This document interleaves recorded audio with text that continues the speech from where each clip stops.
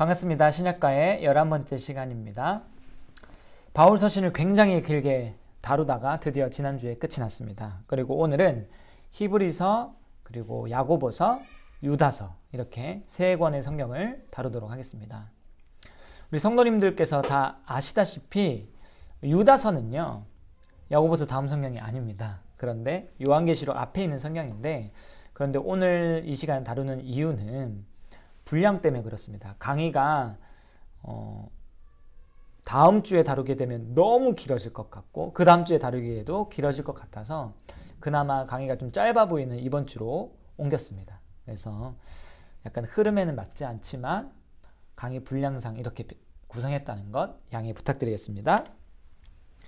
먼저 히브리서를 살펴보겠습니다. 히브리서는 쉬운 성경이 아닙니다. 특히 통독하는데 그냥 읽어보면 조금 어렵다는 느낌을 받는 그런 성경입니다. 구약 성경을 잘 이해해야 하기 때문에 구약 성경을 잘 모르면 이 히브리서가 잘 이해가 안 되거든요. 그래서 어렵습니다. 개인적으로 히브리서를 설교할 그 계획을 좀 품고 있는데요.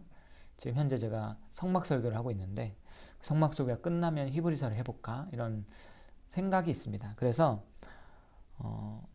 오늘은 언젠간 할 수도 있기 때문에 오늘은 그 통독하기 위해서 최소한의 그 가이드라인, 그러니까 성경 통독을 돕기 위한 최소한의 중요한 주제들을 중심으로, 핵심 주제를 중심으로 히브리서를 살펴보고, 자세하고 또 여러 가지 내용이 많이 있는데 그런 것들은 나중에 설교를 하게 되면 그때 좀 다루어 보도록 하겠습니다.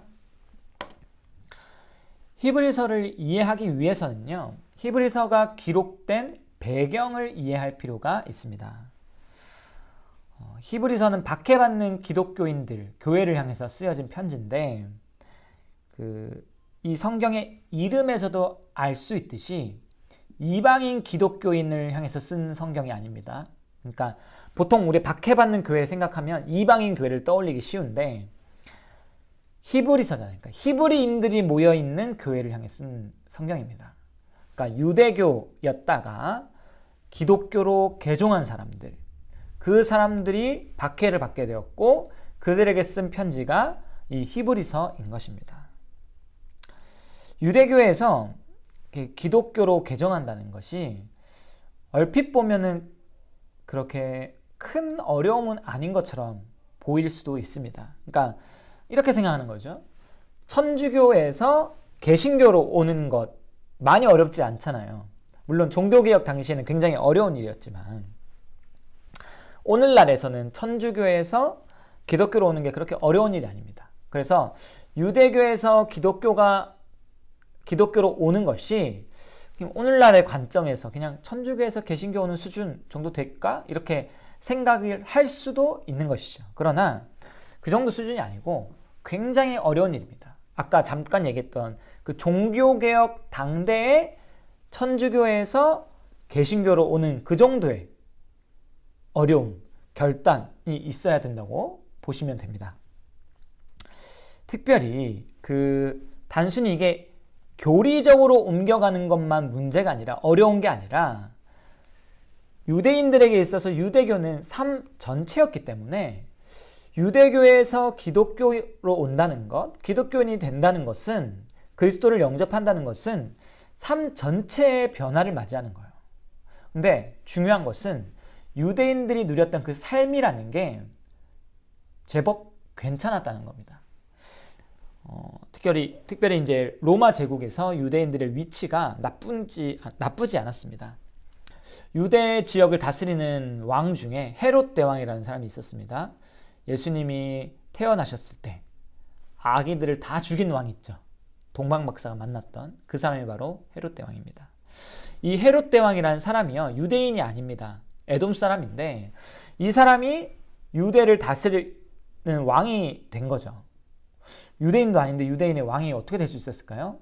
뭘 잘했냐면 이게 사바사바, 로비 이런 걸 잘했어요. 아첨 이런 걸 잘해가지고 로마 황제의 에게 잘 보여서 유대인들의 왕이 된 사람이에요. 그런데 이 사람이 여러 복잡한 상황이 있었는데 결국에 아무튼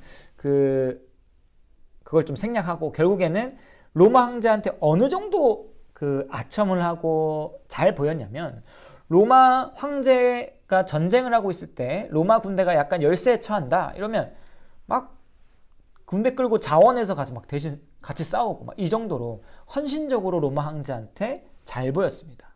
그러니까 로마 황제가 기분이 좋잖아요. 그래서 이 유대인 그 인의 왕, 이 왕도 친애했고 특별히 아꼈고 더불어 이제 이 사람이 다스리는 유대 지역도 많은 특혜를 준 거죠. 어떤 특혜를 주었냐면 예를 들면 이런 거예요. 디아스포라 유대인들, 그러니까 디아스포라가 뭐냐면 유대 지역이 아닌 곳에 사는 사람들, 그러니까 이방 지역으로 흩어져 사는 유대인들을 디아스포라 이렇게 부르는데 이 디아스포라 유대인들이 다른 지역에 살지만 유대교의 절기를 지킵니다. 그쵸? 근데 이제 6월절이 되면 성전세를 내는데 이게 반세겔 정도 됩니다. 반세겔이 얼마냐면 2데나리온이에요. 데나리온이 하루치 1당이거든요. 이 데나리온은 이틀치 1당이죠. 그러니까 오늘날로 치면 한 10만 원 정도 될 것 같아요. 10만 원을 두 개 합친 금액이니까 20만 원이죠. 20만 원을 이제 성전세로 내는 거예요. 적지 않은 금액이죠. 자, 그렇게 되면 유대인들이 가게에 이제 부담이 되잖아요. 근데 이제 로마에도 이방 도시에 살고 있기 때문에 로마에도 세금을 내야 된단 말이죠. 그럼 이제 이중 부담이 되잖아요. 그래서 이거를 로마 황제가 성전세를 낼 때는 나한테 세금 내지 마라. 이렇게 세금 감면의 혜택까지 줬습니다. 그 로마 황제가 다스리는 나라의 국교가 유대교가 아닌데 유대교의 그 율법을 따라서 지키는 그 일을 배려해서 세금까지 안 받을 정도면 굉장한 배려를 해준 겁니다. 그러니까 유대인으로 산다는 게 로마 시대 때는 그렇게 나쁜 일이 아니었습니다.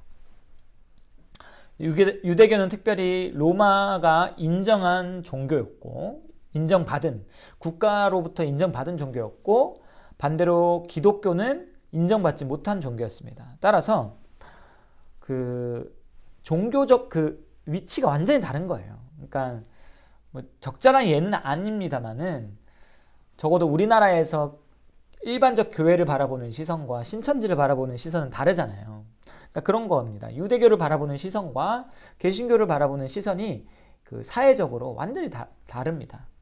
자, 이런 상황 속에서 유대교에서 기독교로 개종했다라는 거는요, 유대인으로 누렸던 특권들을 뒤로 하고 유대 사회로부터 왕따당하는 것뿐만 아니라 로마로부터 받았던 혜택까지도 다 잃어버리는 진짜 그런 좀 어려운 일을 겪어야 되는 것이죠.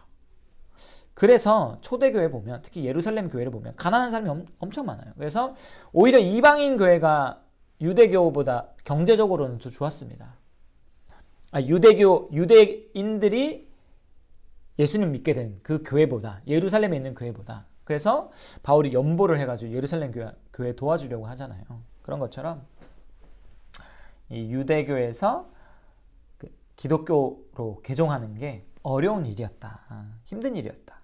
자, 이렇게 손해를 감수하고 기독교인이 됐어요. 예수님을 믿고 교회 생활을 하고 있는데 박해가 너무 많은 거예요.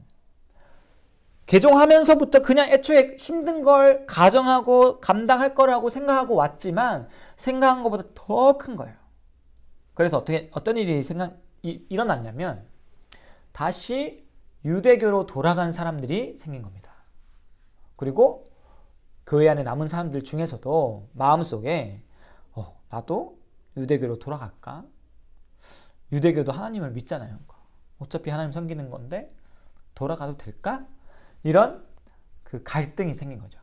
그런 교회를 향해서 쓴 편지가 히브리서입니다. 돌아가면 안 된다라는 거겠죠. 왜 돌아가면 안 되는지 그 이유를 밝히는 겁니다. 성경의 해석을 통해서.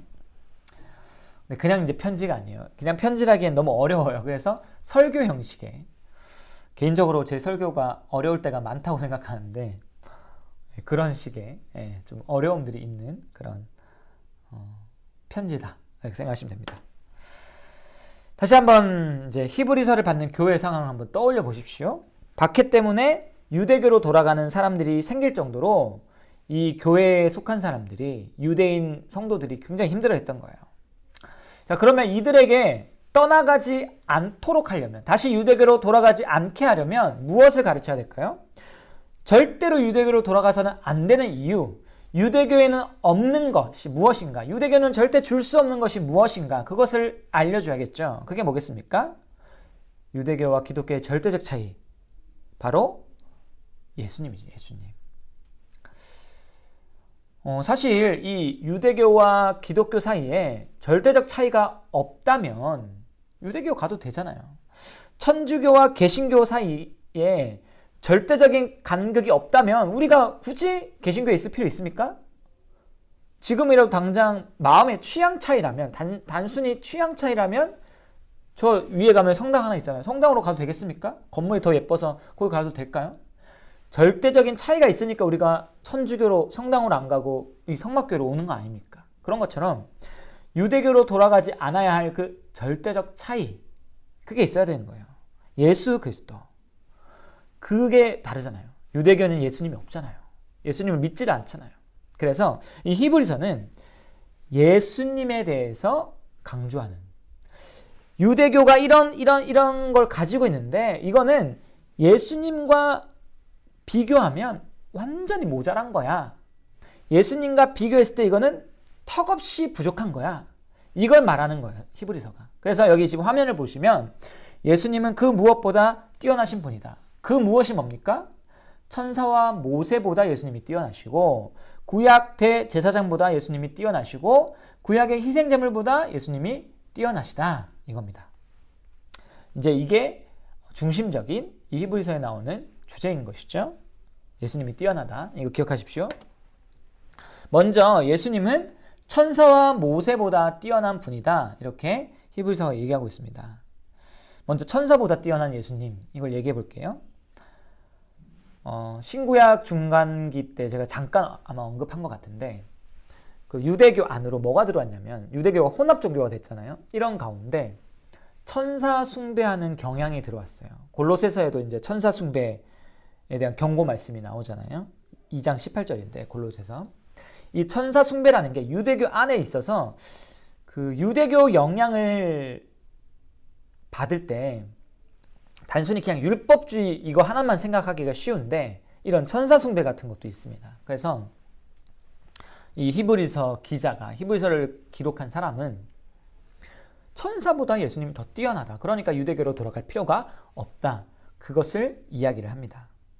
히브리서 1장 4절 5절을 제가 한번 읽어보겠습니다. 그가 천사보다 훨씬 뛰어남은 그들보다 더욱 아름다운 이름을 기업으로 얻으심이니, 하나님께서 어느 때의 천사 중 누구에게 너는 내 아들이라 오늘 내가 너를 낳았다 하셨으며 또다시 나는 그에게 아버지가 되고 그는 내게 아들이 되리라 하셨느냐. 이렇게 이야기합니다. 아주 직설적으로 얘기하는 거죠.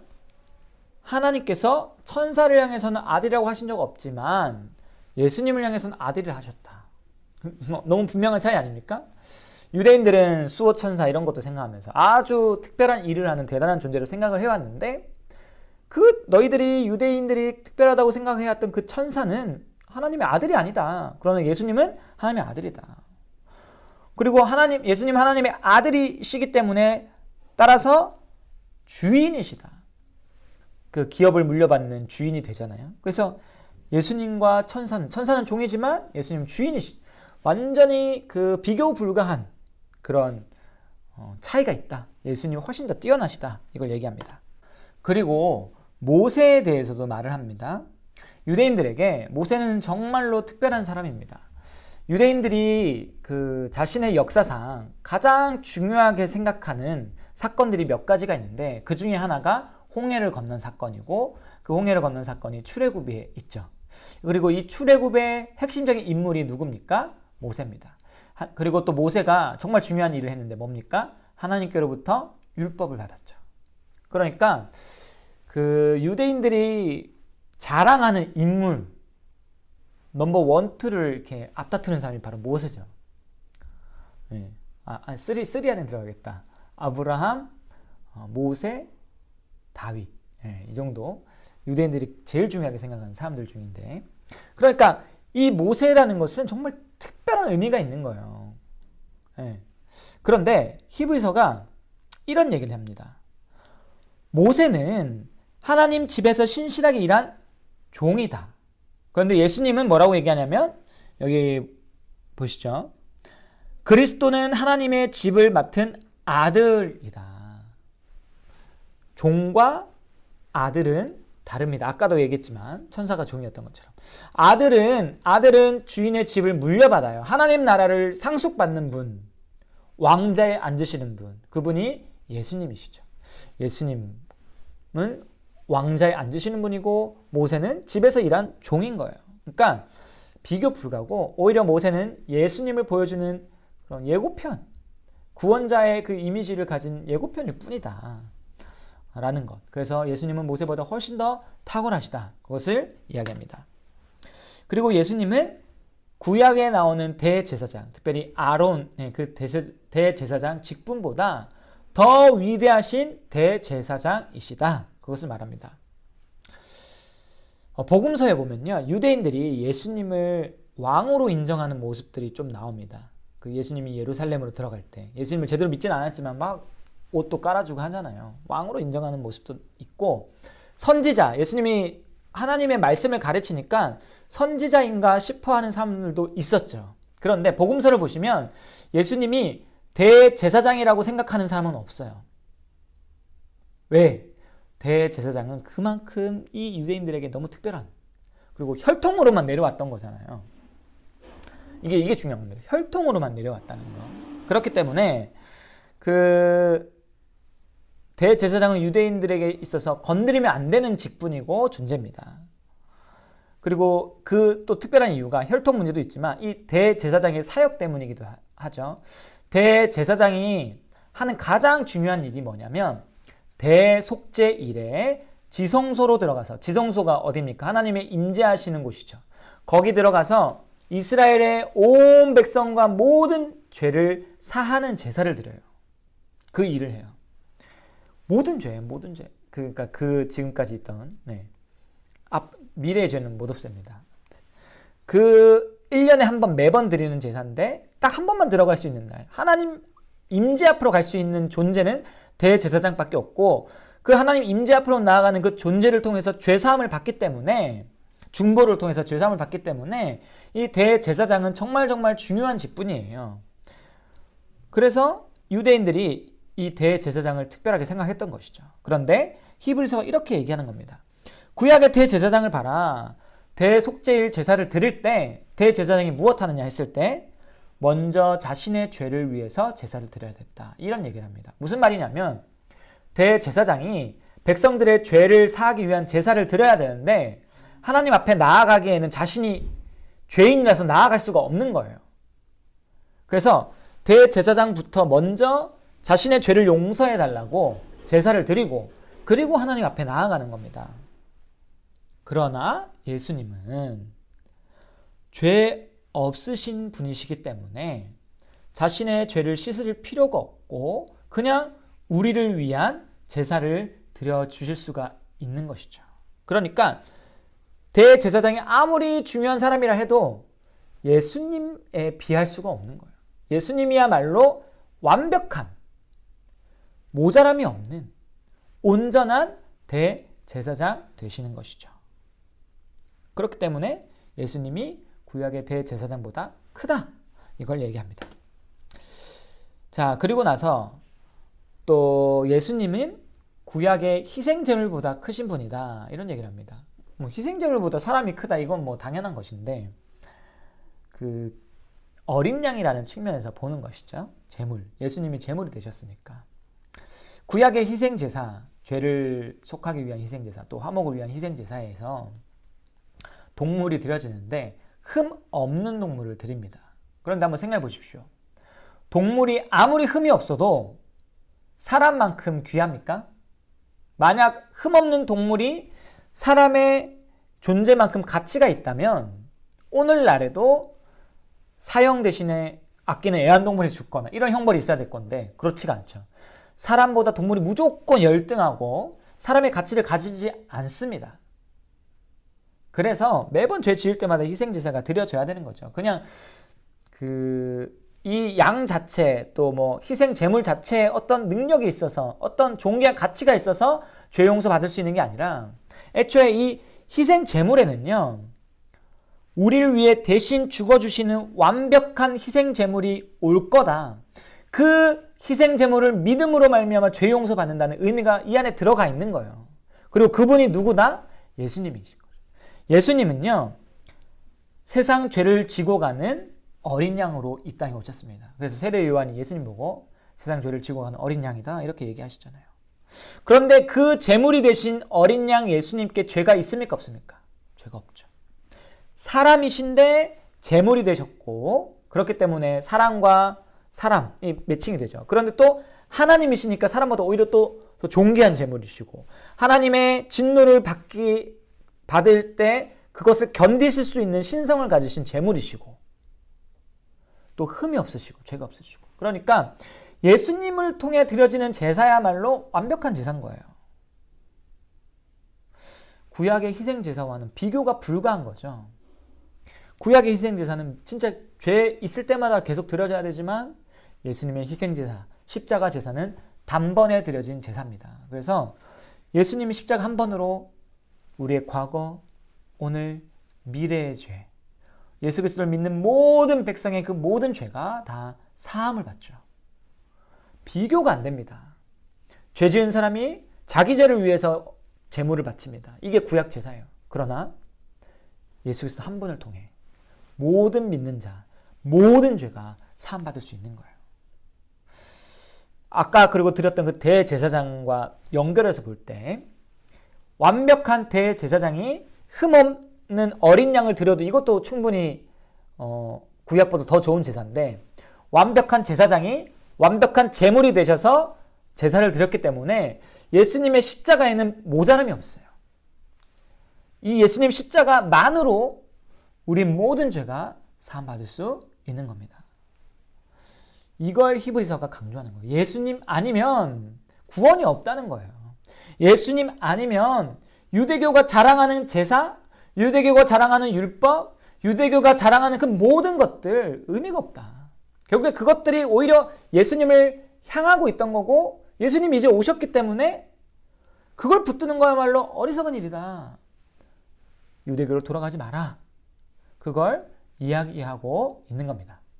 이 생각을 가지시고 히브리서를 읽어보시면 아, 예수님이 탁월하심을 강조하고 있구나 이렇게 이걸 이해하실 수 있을 거예요. 자, 이제 히브리서 이게 이제 히브리서 10장까지 내용인데 10장까지 유대교가 중요하게 여기던 것들보다 예수님이 더 탁월하시다 이것을 쭉 가르쳐 주었죠. 그리고 나서 11장에 가면 우리가 히브리서 본문 중에서 가장 익숙한 본문이 하나 나옵니다. 11장 믿음장이라고도 불리고 또 믿음의 영웅들에 대한 성경이다, 본문이다 이렇게 알려진 그 본문이 나옵니다. 히브리서 11장을 보시면 믿음이란 말이 계속 나오고 그리고 그 믿음으로 살았던 수많은 인물들이 나오죠. 아브라함, 모세, 또 누가 나옵니까? 노아 이런 나오죠. 또 다윗도 나오고 삼손도 나오고 라합도 나오고 많이 나옵니다. 자, 그런데 이 히브리서 11장을 그냥 쭉 읽다 보면 보통 어떤 반응을 하시냐면 아, 나도 아브라함처럼 나도 모세처럼 나도 누가 좋을까요? 다윗처럼 기드온처럼 믿음으로 살아야겠다. 그래서 이렇게 성경에 기록된 사람처럼 내 이름도 이렇게 좀 남을 믿음의 영웅이 됐으면 좋겠다 이런 다짐을 합니다. 한편으로는 다짐을 했지만 한편으로는 생활하다 보면 근데 나는 영웅이 아니잖아. 나는 아브라함이 아니잖아. 나는 모세가 아니잖아. 난 특별한 사람이 아니잖아. 이런 마음도 드는 거예요. 믿음의 영웅을 보여주는 거라고 생각하기 때문에 영웅처럼 되고 싶다가 영웅이 아니라서 그냥 포기하게 되는 이런 패턴이 우리 가운데 자주 나타난다는 거예요. 그런데 과연 이 히브리서 11장이 믿음의 영웅들을 담고 있는 본문인가? 우리는 질문해 봐야 돼요. 물론 영웅이라고 부를 수 있죠. 대단한 사람들 맞습니다. 그러나 더 정확한 표현이 있어요. 뭘까요? 히브리서 12장 1절을 보시면 이렇게 나옵니다. 이러므로 우리에게 구름같이 둘러싼 허다한 증인들이 있으니. 앞서 11장에 계속 사람 이름 막 얘기하다가 11장 끝나자마자 하는 말이 뭐냐면 이러므로 우리에게 구름같이 둘러싼 허다한 증인이 있다. 이렇게. 그럼 이러므로 우리에게 있는 이 증인 누굽니까? 11장에 나왔던 그 수많은 믿음의 사람들. 그러니까 아브라함, 모세, 노아 이런 사람이 뭐다? 증인이다. 증인. 증인이니까요. 무언가를 증언해야 되잖아요. 그렇죠? 무엇을 증언해야 됩니까? 12장 2절을 보니까 믿음의 주요 또 온전하게 하시는 이인 예수를 바라보자. 이렇게 나옵니다.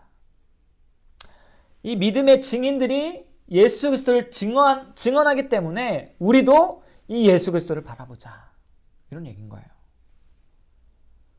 그러니까 11장에 나왔던 인물들은 그리스도를 믿고, 믿음의 대상은 예수님이죠.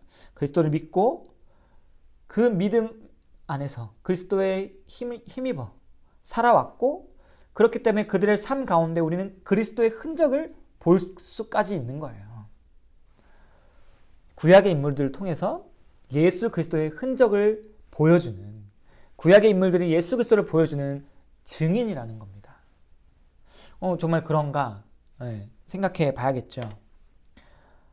많은 그런 설명을 할 수 있지만 가장 선명하고 또 그 유명한 인물, 사건 하나 보겠습니다. 나중에 제가 히브리서 설교를 하게 되면 이 부분을 좀 길게 한번 다뤄봐야 될 것 같고, 오늘은 아브라함에 대해서 좀 얘기를 해보겠습니다. 11장에 보면 아브라함에 대한 내용이 상당히 많습니다. 다른 그 믿음의 사람들보다 아브라함에 대한 내용이 제법 많은데요. 이 중에서도 아브라함이 이삭을 바친 사건에 대해서도 좀 길게 얘기합니다. 그런데 여기 보면 19절에 아브라함이 하나님께서 이삭을 죽은 자 가운데서 다시 살리실 줄로 생각했다. 이런 구절이 나오죠. 자, 이삭을 죽은 자 가운데서 살릴 줄로 믿었다는 거예요. 이게 뭐예요? 죽었어요. 그리고 다시 살린다는 거예요. 부활. 그러니까 아브라함에게 부활 신앙이 있었다. 이 얘기입니다. 자, 그런데 정말 아브라함에게 부활 신앙이 있었는가? 우리 구약에 이런 내용이 나오나 했을 때 그 증거를 찾아봐야겠죠. 창세기 22장에 보면 아브라함이 이삭을 데리고 모리아산으로 갑니다. 하나님께서 이삭을 바치라는 산이죠. 그런데 이제 아브라함이 모리아산으로 가는 길에 단둘이 가지 않습니다. 2명의 종을 데리고 가요. 근데 이 산에 올라가기 전에 종들에게 이렇게 말합니다. 산에 올라가면서 22장 5절인데 이에 아브라함이 종들에게 이르되 너희는 나귀와 함께 여기서 기다리라. 내가 아이와 함께 저기 가서 예배하고 우리가 너희에게로 돌아오리라 하고. 지금 아브라함은 이삭을 바치려고 산에 올라갈 겁니다. 바친다는 건 죽일 거예요. 그런데 뭐라고 얘기했냐면 우리가 너희에게 돌아오리라 했어요. 우리가. 다른 사람 있습니까? 이삭 말고? 아니죠. 이삭이죠. 이삭. 이삭을 죽이러 갈 건데 돌아올 때도 뭐다? 나 혼자가 아니라 우리다. 복수. 이삭을 살려주실 거라는 이 믿음이 여기 이제 나타나는 거예요. 그게 이제 19절. 부활신앙. 아브라함에게 있었던 것이죠. 자, 그런데 이 19절의 뒤를 보면 뭐라고 나오냐면 비유컨대 그를 죽은 자 가운데서 도로 받은 것이니라 이렇게 나옵니다. 비유하건대 이삭을 바친 이 사건이 죽은 자 가운데서 도로 받은 것을 보여주는 비유다라는 거예요. 죽은 자 가운데서 도로 살아나는 그 사건의 비유. 그 사건이 뭔가요? 예수 그리스도의 부활이에요. 그래서 전통적으로 이삭을 바치는 그 일을 예수님에 대한, 그리스도에 대한 것으로 해석해온 해석자들이 참 많습니다. 그리고 또 이 안에는 이런 이미지가 있죠. 아버지 아브라함이 아들을 바치려고 하는. 죽이려고 하는 장면. 이것 또한 하나님께서 독생자 예수 그리스도를 십자가에 못 박은 사건을 보여주는 것이죠.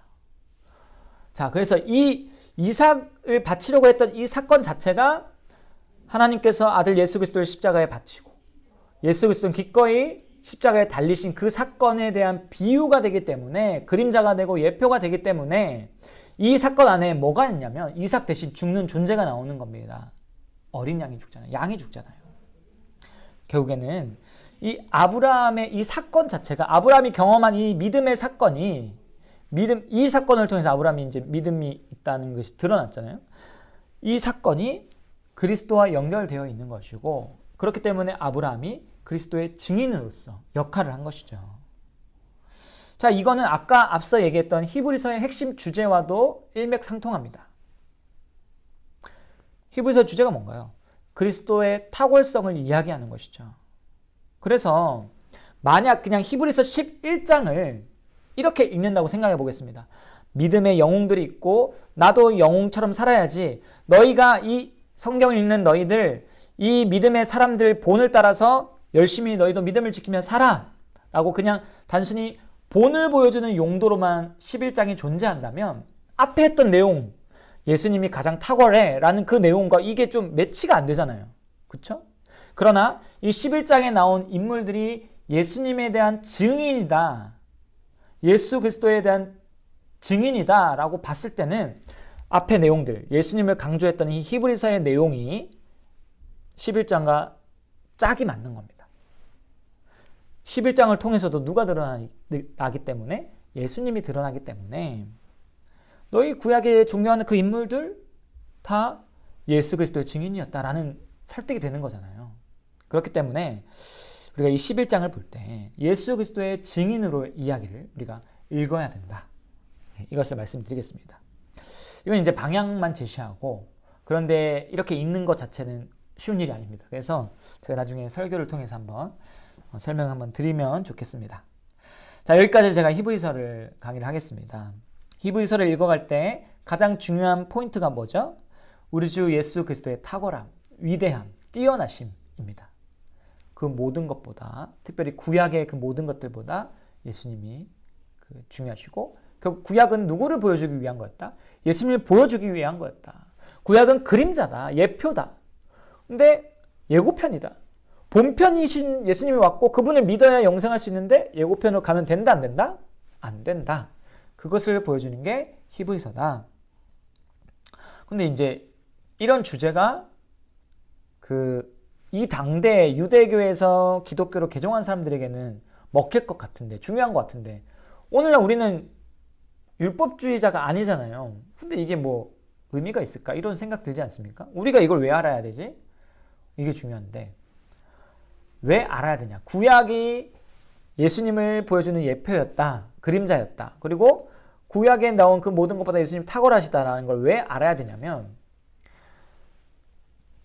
이 성경 전체가 예수님만을 말하고 있다는 걸 발견할 때, 아, 이렇게 긴 성경이 예수님을 통일성 있게 말하고 있었구나 라는 것을 알게 되고, 그렇기 때문에 예수 그리스도만이 우리의 유일한 구원자, 하나님이 처음부터 창세기부터 계시록까지 예수님을 우리에게 알려주시고자 하셨구나, 그래서 예수 그리스도가 아니면 우리에겐 구원이 정말로 없겠구나 라는 것을 확신하게 되는 것이죠. 그래서 이 히브리서를 읽어나갈 때 그리스도에 대한 믿음이 더 견고해질 수 있는 겁니다. 그래서 우리가 이 히브리서 내용들을 그리스도에 대한 초점, 예수님에 대한 초점을 두고 읽으시면 되겠습니다. 자, 두 번째로 야고보서를 살펴보겠습니다. 야고보서는요, 제가 굉장히 좋아하는 성경 중에 또 하나입니다. 제가 지난번에 에베소서, 빌립보서 강의를 하면서 좋아한다 이렇게 얘기를 했던 것 같은데, 저는 신약에서 야고보서도 정말 좋아합니다.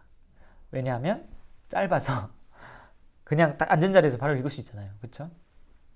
에베소서, 빌립보서도 그렇고. 그래서 자주 묵상할 수 있죠. 그래서 좋아하는데, 물론 그냥 짧기만 해서 제가 좋아하는 건 아닙니다. 제가 야고보서를 좋아하는 또 다른 이유는 이런 거예요. 야고보서를 읽으면 내가 얼마나 그리스도인으로 잘 못 살고 있는가, 그걸 깨닫게 되기 때문에 제 연약함들, 제 문제들, 깨닫기 때문에 저는 야고보서에 읽는 걸 좋아합니다. 회개할 수 있잖아요. 그래서 굉장히 좋아합니다. 저뿐만 아니라 아마도 성도님들 중에서도 야고보서를 좋아하는 분이 계실 거고, 또 제가 이 야고보서 강의를 준비하면서 책을 보니까 야고보서가 많은 성도들에게 사랑받는 성경이다 이렇게 되어 있더라고요. 아, 저만 그런 게 아니었구나. 많은 사람들이 이 성경을 사랑했구나. 네, 다시 한번 생각을 했습니다. 특별히 제게 그 야고보서와 관련된 아주 귀한 경험이 하나 있는데, 야고보서를 가지고 기도회를 했던 경험입니다. 제가 인도한 건 아니고 제가 대학부에 그 조교로 있을 때였던 것 같아요. 그때 그 대학부 리더 모임이 있었는데, 이 리더 모임이 이제 MT를 갔어요. 리더십을 위한 그걸 갔는데, 그때 이제 그날 밤에 기도회를 하면서 그 담당하신 목사님께서 야고보서 구절 하나하나 읽어가시면서 설명해 주시고, 거기서 기도 제목을 가져와서 기도했는데, 아까 얘기했다시피 야고보서는 그리스도인의 삶이 이래야 된다, 이래야 된다, 이래야 된다 얘기하잖아요. 근데 이렇지 않은 우리의 모습이 보이죠. 그럼 어떻게 됩니까? 기도할 수밖에 없죠. 회개의 기도, 그리고 이 말씀대로 살게 해달라는 간구. 그게 이 읽어 내려가면 그냥 계속 기도 제목인 거예요. 진짜 야고보서로 기도하는 그 시간이 짧은 시간이 아니었습니다. 5장이나 되는 그 성경 본문을 가지고 다 봤거든요. 그 5장이나 되는 성경 본문을 가지고 기도해 나가니까 이게 쉬운 일이 아니죠. 그런데 정말 너무 은혜가 많이 됐었어요. 아직도 그때 그 시간들이 기억이 납니다. 그래서 저는 이제 성도님들도 한번 해보시기를 추천해 보겠습니다. 추천드립니다. 한 번에 5장 다 못하잖아요. 그래서 오늘은 1장 가지고 해봐야겠다면서 1장 한 절 몇 절 읽고, 이렇게 살아야 되는데 나는 이렇게 살지 못하는구나. 아버지 용서해 주십시오. 내 죄를 고백합니다. 근데 거기 죄 고백하면 끝납니까? 이 삶이 내 삶이 되게, 이 삶이 그리스도를 통해서 성령의 도우심으로 내 삶이 되게 하여 주십시오. 간구하게 되죠. 1장만 가지고 해도 기도가 될 수밖에 없죠. 네. 야고보서는 정말 이렇게 너무 귀해요. 네. 그래서 이런 용도로도 쓰실 수 있다는 것. 특별히 야고보서는 전혀 어렵지 않죠. 아까 얘기했던 히브리서는 어려운데, 히브리서는 그 야고보서는 너무 쉬워요. 읽으면 누구까지는 아니에요. 어린아이들 모를 수도 있겠지만 어느 정도 신앙생활을 하신 분들이라면 무슨 내용인지 알아요. 바로 들어와요. 또 실천적인 거기 때문에, 신학적 설명이 아니고 실천적인 내용들이기 때문에 기도가 바로 됩니다. 네, 그래서 한번 해보시기를 추천드립니다. 그런데 저는 야고보서를 이렇게 좋아하지만 야고보서를 좋아하지 않았던 유명한 사람이 한 명 있습니다. 누구냐면 루터예요. 루터가 누굽니까? 종교개혁자. 마틴 루터는요, 야고보서를 향해서 이렇게 얘기하는데, 지푸라기 서신이다. 왜 지푸라기 서신이라고 얘기했냐면, 복음의 본질이 여기 빠져있다. 별로 안 드러난다. 그래서 그냥 지푸라기 같다. 이렇게 얘기한 거예요. 무슨 말이냐면, 이 루터가 종교개혁을 하게 된 이유가 뭡니까? 그 행위와 어쩐 이상한 말도 안 되는 그런 일들을 통해서 돈을 내면 연옥에 있는 죄가 이제 줄어드는 그런 면벌부, 이런 말도 안 되는 일을 통해서 종교 행위를 하고 있는 그 당대에 믿음으로 말미암아 구원을 얻는다는 것 깨달았기 때문에 종교개혁이 일어난 거잖아요. 루터가 그것 때문에 완전히 세상이 바뀌었잖아요. 그런 루터의 눈으로 볼 때 믿음으로 구원받는다는 내용은 야고보서에 잘 안 나오는 것처럼 보이고, 도리어 이 천주교가 강조하고 있는 그런 내용이 이 야고보서에 있어 보이는 겁니다. 그래서 루터가 그 야고보서를 지푸라기 서신이다 이렇게 얘기를 한 거예요. 그런데 이거는 루터니까 하는 생각이 루터니까. 루터에게 이신칭이라는 것은, 믿음으로 말미암아 의롭게 된다는 것은 그냥 인생 전부예요. 그 사람의 눈으로 볼 때는 그렇게 볼 수밖에 없는 것이죠. 그러나 우리는 이미 이제 그 건전한 교리 위에서 시간이 많이 발전돼서 균형 잡힌 그런 신앙을 가지고 있는 사람들이기 때문에 루터의 생각을 그대로 따라가는 것은 위험한 일인 겁니다. 루터가 위험한 사람이라는 게 아니라 이 야고보서를 바라보는 시각에 한해서는 그렇다는 겁니다. 야고보서는 성도가 마땅히 해야 될 행위에 대해서 얘기합니다. 마땅히. 취사 선택이 아니고 하고 싶으면 해라. 이 정도 하는 게 좋다. 이게 아니고 성도면 이렇게 해야 된다. 이걸 얘기하는 거예요. 그래서 행위를 강조하는데, 행위로 구원받는다는 말은 안 합니다. 천주교랑 달라요. 천주교는 행위로 구원받는다는 얘기를 했고, 야고보서는 행위에 강조점이 있을 뿐이지 다른 복음을 말하는 게 아니라는 겁니다. 그걸 좀 더 설명을 해보겠습니다. 믿음과 행함의 관계에 대해서 바울은 뭐라고 했습니까? 믿음으로 말미암아 구원받는다라고 얘기한 대표적인 사람이잖아요. 바울. 그 루터가 바울의 그 성경을 보고 로마서를 보고 변화되었잖아요. 그 믿음으로 말미암아 구원받는다는 걸 가르친 사도, 그 사람이 이제 바울인데, 이 바울과 야고보가 믿음과 행함에 대해서 말하는 게 큰 차이가 없다는 거예요. 사실은 둘이 같은 내용을 얘기하고 있다는 겁니다. 이걸 알게 되면 야고보서에 대한 오해가 사라지겠죠. 그렇죠? 그러면 정말로 야고보가 말한 믿음과 행함에 대한 그 내용과 바울이 말한 믿음과 행함에 대한 내용이 같은가? 그걸 좀 살펴봐야겠습니다.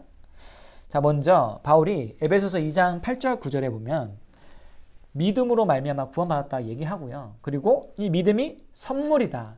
행위에서 난 것이 아니다. 이렇게 얘기를 합니다. 이건 이제 우리가 익히 아는 내용이죠. 그런데 야고보서 2장 14절에 보면 뭐라고 되어 있냐면, 내 형제들아, 만일 사람이 믿음이 있노라 하고 행함이 없으면 무슨 유익이 있으리요? 그 믿음이 능히 자기를 구원하겠느냐? 이렇게 말을 합니다. 자, 이걸 그냥 가볍게 딱 읽어버리면, 봐봐, 야고보가 또 믿음이 아니라 행위를 강조하고 있네, 이렇게 보이는데, 뭐라고 얘기했냐면, 그 믿음이 능히 자기를 구원하겠느냐라는 이 말에 전제가 있죠. 무슨 전제입니까? 그 믿음이 뭐냐면 행함이 없는 믿음이에요. 행함이 없는 믿음으로는 구원 못 받는다는 겁니다. 근데 반대로 얘기하면 뭡니까? 행함이 있는 믿음으로는 구원받을 수 있다는 거예요. 그러니까 구원은 뭘로 받는다? 믿음으로 구원받는 거예요. 행함으로만 구원받는다라고 얘기한 적이 없습니다.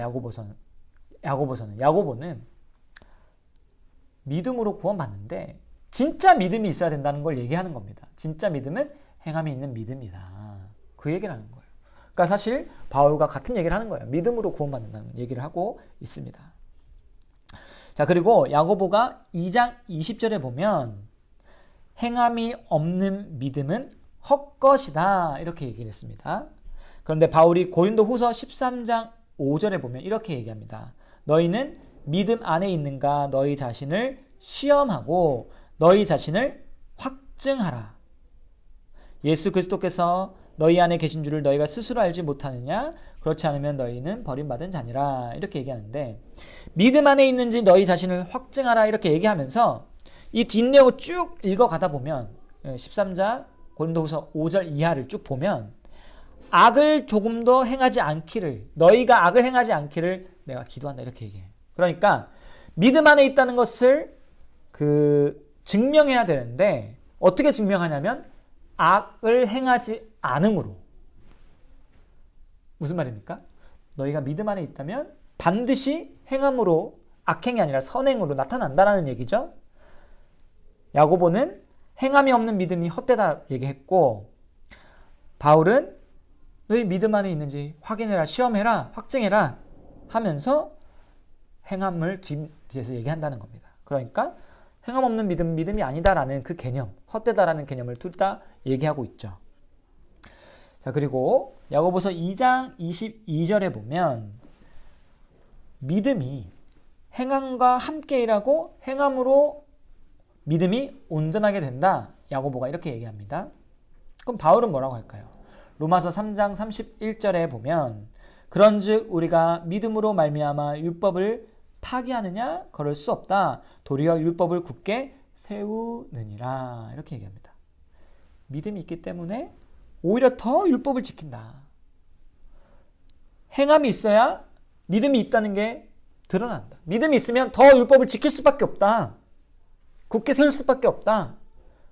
반대로 얘기하면 율법을 굳게 지키는 것, 행함을 굳게 나타내는 것은 믿음을 드러낸다. 보완관계에 있는 거죠. 행함이 믿음을 온전하게 하는 겁니다. 그리고 에베소서 2장 8절 10절 바울이 쓴 거죠. 보면 믿음으로 구원받고, 믿음은 하나님의 선물인데 10절에 선한 일을 위하여 그리스도 안에서 구원받았다. 지으심 받았다. 이렇게 얘기해요. 믿음이라는 선물을 주셔서 우리를 구원해 주셨는데 이 구원의 목적이 뭐다? 선한 일, 행함. 믿음을 주신 이유가 뭐다? 행함. 선한 일을 행하기 위한 거예요. 그러니까 믿음과 행함은 떨어질 수가 없는 거예요. 믿음과 행함은요, 완전히 동전의 양면과 같은 거예요. 이걸 야고보서가 이제 말하고 있고, 이게 바울도 이미 다 얘기한 거예요. 약간 강조점만 다를 뿐입니다. 따라서 우리가 이제 야고보서를 읽어 내려갈 때 믿음 위에서 행함을 얘기하고 있다는 것, 행함만 얘기하면서 행함과 구원을 연결시키는 게 아니라 구원 얻는 믿음의 행함을 연결시켜서 얘기하고 있다. 믿음과 행함을 붙여서 야고보서는 얘기하고 있다라는 것 꼭 기억하셨으면 좋겠습니다. 그리고 이 야고보서의 교훈이 정말로 한국 교회에 꼭 필요한 교훈이에요.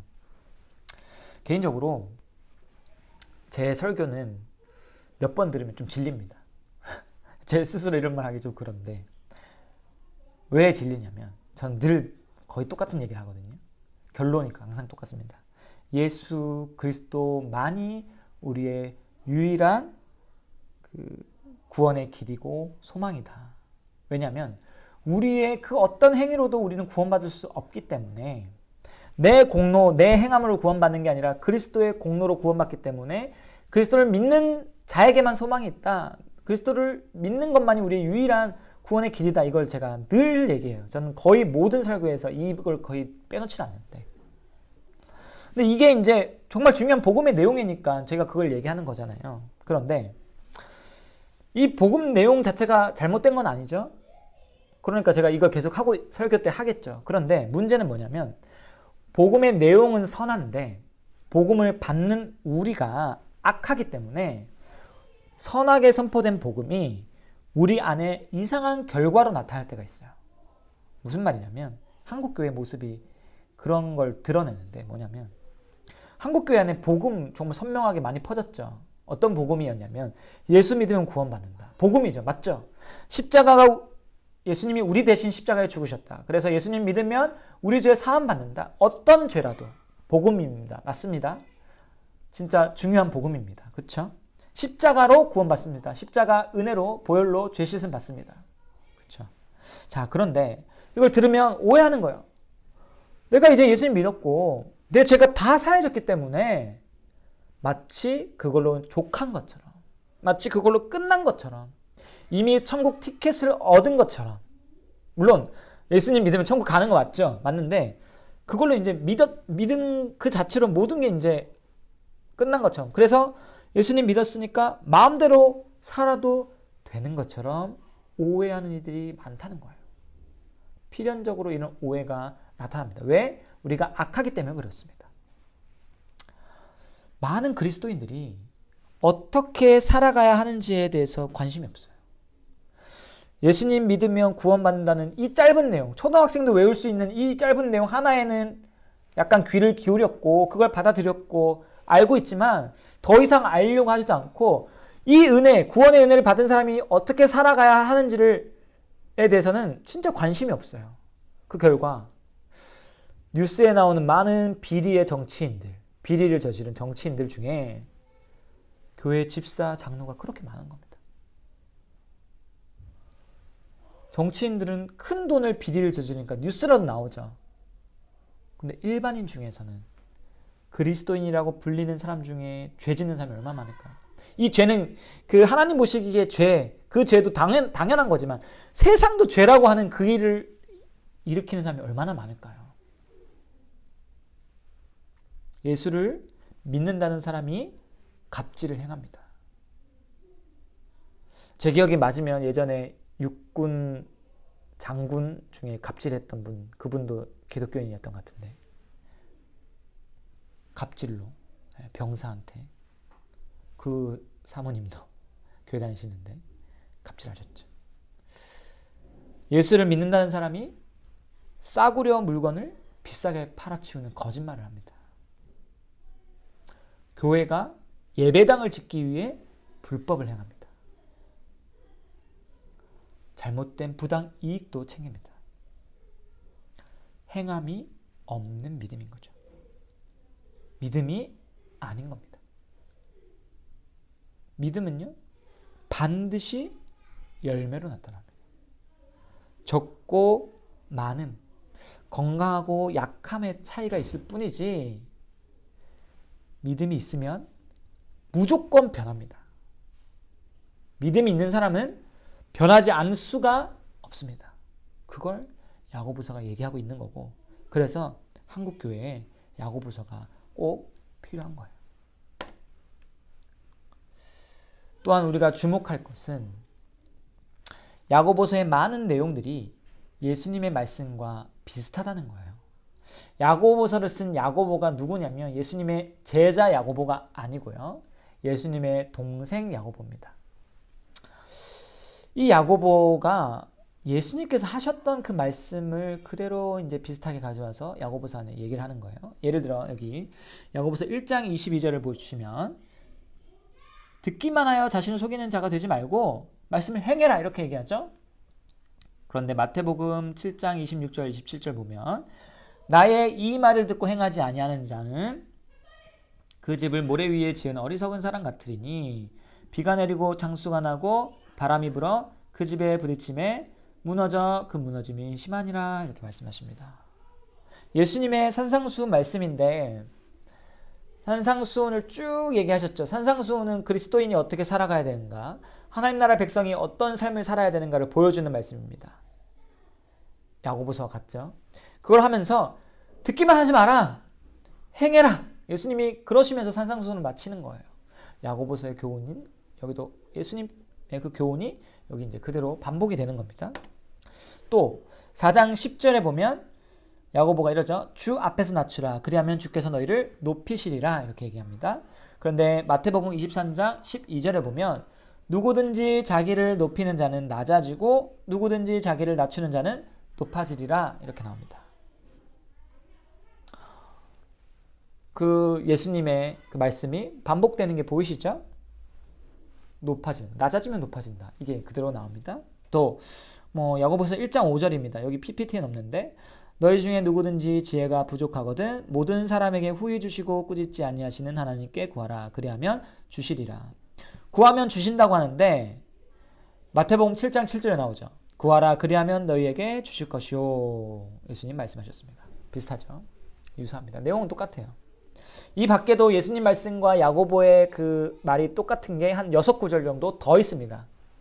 그러니까 야고보서가 말하고 있는 내용이 그냥 야고보만의 그런 내용이 아니라 예수님 말씀을 그냥 가져와서 하는 거예요.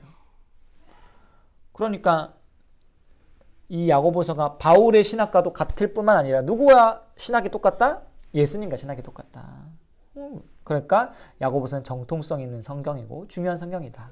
다시 확인할 수 있는 것이고, 우리가 이 교훈들을 무시해서는 안 되고, 야 이거 행위를 강조하는 거 이거 율법주의 아니야? 야고보서 좀 율법주의 성경 아니야? 오해하지 마시고 우리가 이 말씀에 준행하면서 지켰으면 좋겠어요.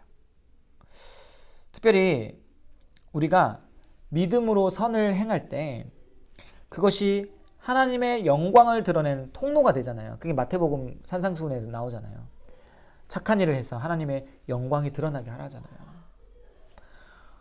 그런데 우리의 착한 행실이, 믿음의 행위가 하나님의 영광을 드러내기도 하지만 동시에 그게 우리에게도 유익한 것이라는 것을 좀 기억하셨으면 좋겠습니다.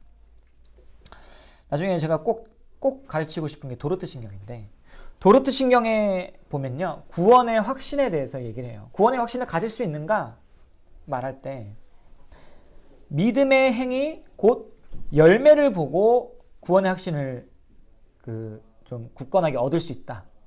이런 얘기를 합니다.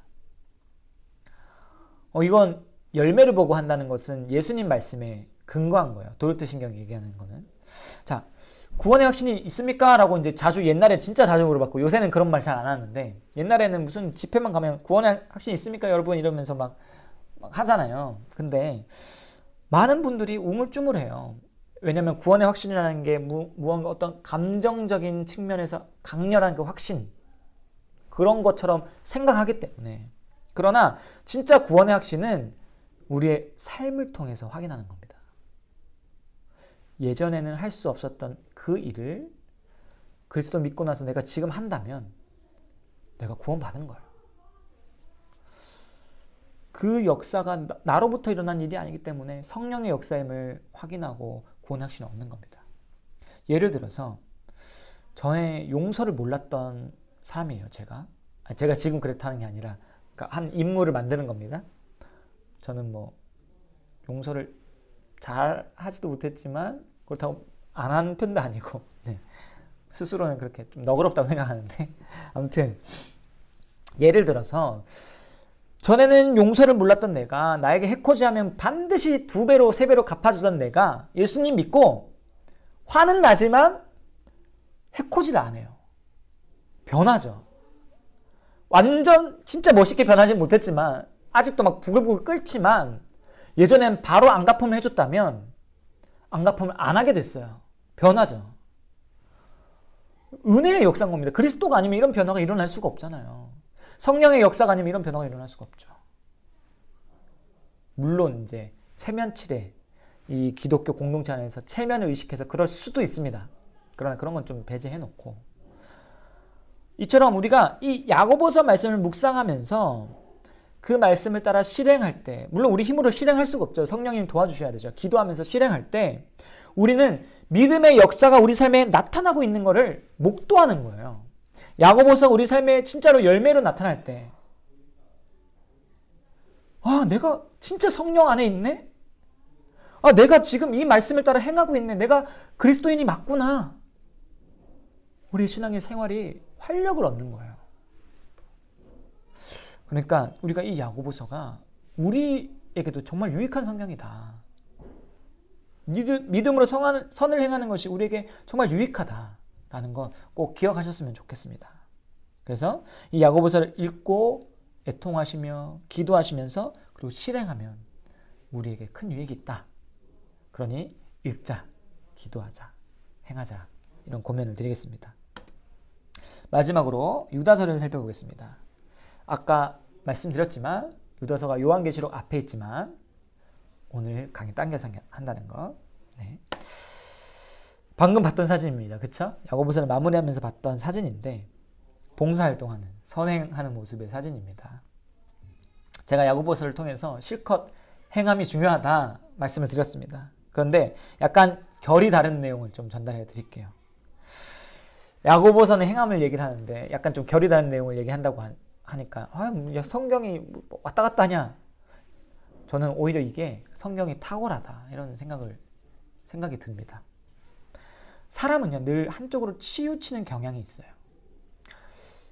저희 그 교회에서 칼빈이라는 사람 이름을 많이 들을 건데 칼빈을 추종하는 사람들 중에서 믿음을 너무 강조하고 은혜가 하나님으로부터 온다는 것, 구원이 하나님으로부터 온다는 걸 너무 지나치게 강조하다 보면 삶이 율법을 지키는 게 그렇게 중요하지 않다고 생각하는 사람도 있고 율법 얘기를 꺼내는 것만 해도 싫어하는 사람들도 있어요. 이게 사람의 극단적인 성향 때문에 그렇습니다. 죄의 영향인데 반대로 행위를 강조하다 보면 하늘로부터 오는 그 구원의 은혜를 무시하고 내 힘으로 마치 무언가 할 수 있는 것처럼 여기는 또 오류도 발생하죠. 그러니까 사람은 늘 이렇게 왔다 갔다 극단적인 방향으로 치우치는 겁니다. 그래서 성경이 이 밸런스를 잡아주기 위해서 둘 다 얘기하는 거죠. 그렇죠? 그러니까 성경이 참 위대한 겁니다. 그래서 우리가 이 유다서를 보면서 야고보서가 놓친다기보다는 강조하지 않았던 부분을 밸런스를 맞출 수 있다. 그렇게 좀 이 강의를 들으시면 될 것 같아요. 이 땅에 많은 교회가 있고 교회마다 약간 성향이 다릅니다. 그래서 어떤 교회는 가르치는 걸 굉장히 중요하게 생각하는 교회가 있죠. 어딜까요? 성막교회. 네, 성막교회는 가르치는 것을 굉장히 중요하게 생각합니다. 교리, 성경을 가르치는 일을 열심히 하죠. 자, 반대로 어떤 교회는요. 행동하는 것에 초점을 두는 교회도 있습니다. 봉사도 많이 다니고 어떻게 해서든 다른 사람들을 돕고 착하게 살도록 권면하죠. 그 일들을 주로 합니다. 사업이 그런 쪽으로 흘러갈 수 있죠. 자, 어떤 또 다른 유형의 교회도 있는데 이 교회는 가르치는 것, 성경을 배우고 교리 배우는 거에 별 관심이 없어요. 또 열심히 봉사하고 선한 행위를 하는 거에도 관심이 없어요. 뭐에 관심이 있냐면 모여서 신앙적인 행위를 하는데 관심 있는 교회. 일종의 기도회, 예배 횟수 뭐 이런 거에 집중하는 교회들이 있어요. 이 셋 중에는 뭐가 제일 안 좋을까요? 제 생각으로는 마지막 게 제일 안 좋다. 네. 뭐라도 열심히 하는 게 낫다. 네. 생각이 듭니다. 그러나 다 각각 아쉬움이 있죠. 배우기만 해서 될까요? 행함이 없는 믿음 뭐예요? 헛된 것이죠. 배우는 건 믿음을 얻기 위해, 확실한 믿음을 얻기 위한 건데 배우기만 해서는 안 되는 거예요. 행함으로 우리의 배움이 진짜라는 걸 증명하고 배움을 통해 얻은 믿음이 우리에게 있음을 증명해야 되는 겁니다. 행함이 있어야 되죠. 그러나 행함만 있어도 될까요? 배우지 않고 배우기 전혀 배울 필요 없다. 몇 가지 단순한 내용만 있으면 된다. 예수님 우리에게 은혜를 베푸셨다. 약한 자를 돌보셨다. 우리도 그냥 그거 하나 기억하면서 약한 자를 돌보고 사랑하면 된다. 이거는 아쉬운 게 없을까요? 아쉬움이 있죠. 에이. 오늘 유다서를 통해서 살펴볼 내용은 바로 지금 이거. 바른 지식 없이 살아가는 것이 얼마나 위험한 일인가라는 것에 대해서 생각해 볼 겁니다. 유다서는 바른 교리, 바른 지식이 있어야 된다라는 걸 강조해요. 왜냐하면 바른 지식, 바른 교리가 없으면 결국에 삶이 무너지기 때문에 그렇습니다. 선한 행위 나올 수가 없는 거예요. 왜곡되고 부패된 행위가 나올 수밖에 없는 겁니다. 그런 관점에서 유다서를 한번 살펴보겠습니다. 유다서 1장 4절을 보면요. 가만히 들어온 사람이 있었다. 이렇게 나오죠. 이들은 거짓 가르침을 주는 사람들입니다. 사도들이 이 사람들이 미리 경고했는데 거짓 교사들이 경건하지 않고 정욕대로 행하는 자들이고 조롱하는 자들이다. 이렇게 미리 경고했다고 유다서에 나옵니다. 이게 무슨 말이냐면 잘못된 교리, 잘못된 가르침이 들어오면 어떤 결과가 나온다? 경건하지 않는 삶이 나온다. 바른 지식이 없으니까 거짓 가르침에 넘어가게 되고 거짓 가르침에 넘어가니까 결국에는 불경건한 삶이 나오더라 이겁니다.